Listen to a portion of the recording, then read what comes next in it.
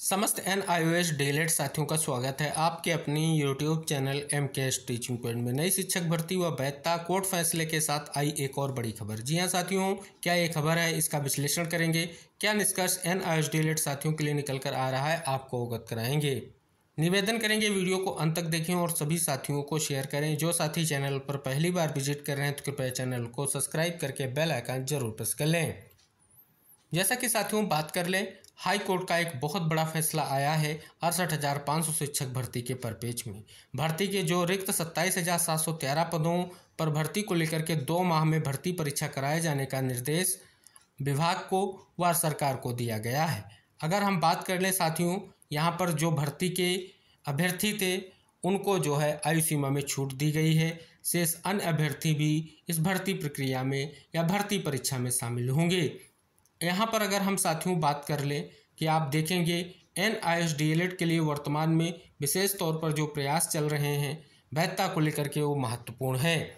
क्योंकि बीएड की समीक्षा याचिका जो है स्वीकार नहीं की गई है कोर्ट की ओर से, लेकिन NIOS डीएलएड की समीक्षा याचिका कोर्ट की ओर से जो है स्वीकार कर ली गई है। अब उस पर ओपन कोर्ट में बहस होगी। हालांकि साथियों अभी तक डेट नहीं आई है, लेकिन उम्मीद है जल्द ही डेट लगेगी और एक बहस देखने को मिलेगी और एक बड़ा फैसला जो है वैधता को लेकर के भी देखने को मिलेगा। दूसरी तरफ साथियों बात कर लें, दूसरी जो आपकी याचिका ट्रांसफ़र पिटीशन की है वो भी बहुत ही महत्वपूर्ण है, क्योंकि साथियों अगर हम बात कर लें जो ट्रांसफ़र पिटीशन याचिका है आपकी, उसमें साथियों बात करें 2 सुनवाइयाँ हो चुकी हैं और दोनों सुनवाइयों में एक बहुत बड़ा निष्कर्ष निकल कर ये आ रहा है कि नोटिस जारी किया गया है, जिसमें आपका NIS, NCT और आपका MHRD और साथ ही वो रेगुलेटरी जो एग्जामिनेशन कंडक्ट कराती हैं उनको भी ये नोटिस इशू किया गया है। विशेष तौर पर साथियों ये भर्ती उत्तर प्रदेश की है और उत्तर प्रदेश में ये जो 27,000 पदों की भर्ती को लेकर के आप लगातार प्रयास कर रहे हैं, तो कहीं ना कहीं आपकी ट्रांसफ़र पिटीशन याचिका का महत्व और बढ़ जाता है, क्योंकि ऑलरेडी जो है नोटिस इशू हो चुका है और उस पर अभी तक जो है किसी भी तरीके से क्लियर नहीं है कि आगे क्या निष्कर्ष निकलेगा। लेकिन जो भी भर्ती परीक्षा को लेकर के निर्देश जारी होगा तो जो नोटिस इशू किया गया है वो आगे चल कर के एक महत्वपूर्ण निष्कर्ष जरूर दे करके जाएगा, जो कहीं ना कहीं महत्वपूर्ण भी है। इसके अलावा अगर आप साथियों हम बात कर लें, लगातार जो प्रयास किया जा रहा है इसका निष्कर्ष निकले ऐसी उम्मीद की जा रही है। अगर बात कर लें साथियों, जो 27,713 पदों की भर्ती परीक्षा को लेकर के जो निर्देश दिया गया है, अगर हम इसमें बात कर लें तो एक और निष्कर्ष यहाँ से आपको देखने को मिलेगा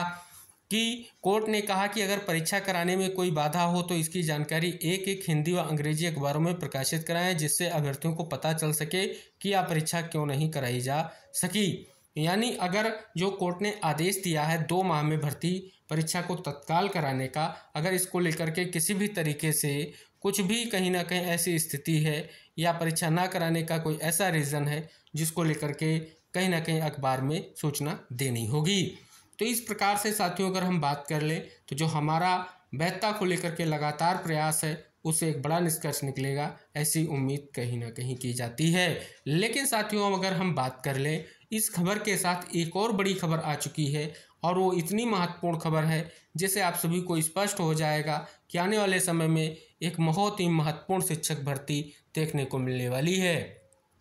साथियों बात कर लें, उत्तर प्रदेश में जो है शिक्षा सेवा चयन आयोग का गठन हो चुका है और साथियों अभी तक इंतजार था स्थायी अध्यक्ष का। साथियों वो भी कहीं ना कहीं इंतजार समाप्त हो चुका है और गोरखपुर यूनिवर्सिटी सोशियोलॉजी के प्रोफेसर डॉक्टर कीर्ति पांडे को जो है उत्तर प्रदेश शिक्षा सेवा चयन आयोग का अध्यक्ष बनाया है। यानी बात कर लें साथियों, जो ये आयोग है ये प्राथमिक से लेकर के जो आपकी अन्य महत्वपूर्ण शिक्षक भर्तियां हैं उनको जो है इसी के माध्यम से कंडक्ट कराया जाएगा। तो यानी बड़ी चुनौती जो आप सभी लोगों के दृष्टिकोण से थी कि जो आयोग भर्ती परीक्षा कराएगा या भर्तियां कराएगा उस आयोग में स्थायी अध्यक्ष नहीं है, कब भर्ती परीक्षाएं हो सकती हैं, इसको लेकर के भी बहुत सारे अभ्यर्थियों के मन में एक जिज्ञासा थी, वो भी जिज्ञासा दूर हो चुकी है। अगर साथियों यहाँ पर बात कर लें तो स्पष्ट हो गया है कि जो विशेष तौर पर इंतजार था वो आखिरकार समाप्त हो गया है। यानी स्थायी अध्यक्ष का चयन हो जाने से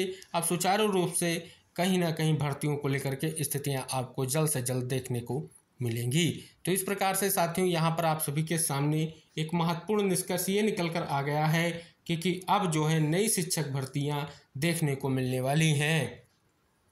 और साथियों बात कर लें यहाँ पर, अगर आप सभी को एक महत्वपूर्ण इन्फॉर्मेशन दे दें कि यहाँ पर लगातार जो है मांग की जा रही है कि माननीय मुख्यमंत्री जी को भी पत्र प्रेषित किया गया है कि जो 27,000 रिक्त पदों में 2 महीने में भरे जाने का जो आदेश दिया है, तो ये भी इंगित कराया जा रहा है कि 51,112 पदों को भी इसमें जोड़ा जाए, जिससे एक बड़ी भर्ती यहाँ पर देखने को मिलेगी। तो यानी अगर बात कर लें तो उत्तर प्रदेश में एक महत्वपूर्ण भर्ती को लेकर के लगातार अभ्यर्थी प्रयास कर रहे हैं। और आप सभी को इंगित करा दें, सुप्रीम कोर्ट फैसले के कारण बीएड अभ्यर्थी अब जो है प्राथमिक शिक्षक भर्ती के लिए वैलिड नहीं है, क्योंकि सुप्रीम कोर्ट का जो फैसला है वो 11 अगस्त 2023 के बाद कोई भी प्राथमिक शिक्षक भर्ती किसी भी राज्य में होगी उसमें बीएड अभ्यर्थी वैलिड नहीं है। हालांकि साथियों अगर हम बात कर लें 28/11 का जो NIOS से संबंधित जजमेंट है वो भी कहीं ना कहीं अभी महत्वपूर्ण है, लेकिन जो हमारे प्रयास हैं, चाहे वो समीक्षा याचिका के माध्यम से हो चाहे ट्रांसफर पिटीशन याचिका के माध्यम से हो, बहुत ही महत्वपूर्ण है। तो इस प्रकार से साथियों अगर हम देखेंगे तो जो भर्ती को लेकर के निर्देश दिया गया है और उसके अलावा और देखेंगे तो 51,000 पदों को भी जोड़कर एक बड़ी भर्ती की मांग की जा रही है। तो आने वाले समय में क्या मांग पर स्थिति स्पष्ट होगी, ये बहुत ही महत्वपूर्ण निष्कर्ष है। और आप सभी लोगों के लिए निष्कर्ष की स्थिति सामने आ चुकी है कि एक महत्वपूर्ण स्पेशली प्राथमिक शिक्षक भर्ती जो है देखने को जल्द ही आप सभी को मिलने की उम्मीद देखी जा रही है और इसलिए विशेष तौर पर प्रयास हो रहा है।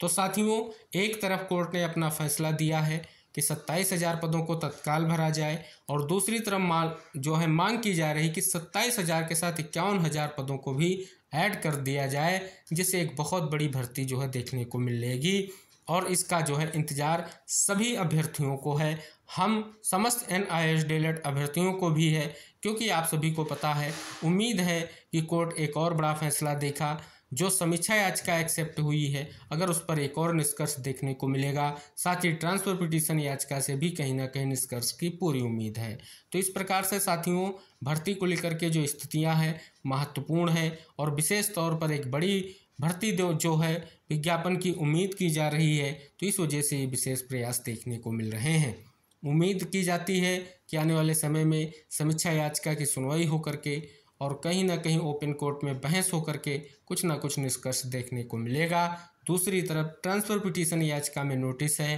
नोटिस में क्या जवाब आएगा सुनवाई पर, ये भी महत्वपूर्ण रहेगा। तो इस प्रकार से साथियों आप यहाँ पर देखेंगे वर्तमान में NIOS के समस्त साथियों के द्वारा ये जो विशेष प्रयास किया जा रहा है कि जल्द से जल्द वैधता को लेकर के फिर से कोर्ट का फैसला आए और फिर से निष्कर्ष निकले, वो बहुत ही महत्वपूर्ण है। फिलहाल साथियों बात कर लें आप सभी की दोनों याचिकाओं की सुनवाई के परिपेक्ष में, तो अभी समीक्षा याचिका की सुनवाई को लेकर के डेट नहीं आई है, लेकिन उम्मीद है जल्द ही डेट आपको देखने को मिलेगी। दूसरी तरफ ट्रांसफर पिटीशन याचिका में अगर हम बात कर लें तो टेंटेटिव डेट जो है 6/9/2024 शो हो रही है और साथियों कोर्ट ऑर्डर के अनुसार 23/9/2024 को सुनवाई होनी है। तो इस प्रकार से साथियों 6/9 की अगर डेट को लेकर के स्थिति क्लियर होती है, काज लिस्ट आती है, तो हम आपको जरूर सूचना देंगे। फिलहाल साथियों सभी से यही निवेदन है कि विशेष तौर पर शिक्षक भर्ती का